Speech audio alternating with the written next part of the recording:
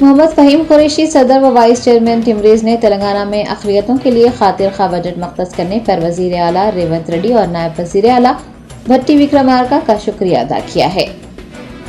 تلنگانہ حکومت نے ریاستوں کی اقلیتوں کی ترقی و بہبود کے لیے بجٹ میں 303 کروڑ روپے مختص کیے ہیں۔ ٹمریز کے صدر محمد فہیم قریشی نے ایک صحافتی بیان جاری کرتے ہوئے مالی سال 2024-25 کے لیے اقلیتوں کے لیے خاطر خواہ بجٹ مختص کرنے پر مسرت کا اظہار کیا۔ انہوں نے وزیر اعلیٰ اور نائب وزیر اعلیٰ سے اظہار تشکر کرتے ہوئے کہا کہ سال 2023-24 کے مقابلے سال 2024-25 میں اقلیتوں کے بجٹ کی رقم کو بڑھایا گیا ہے اور حکومت کا یہ اقدام قابل ستائش ہے۔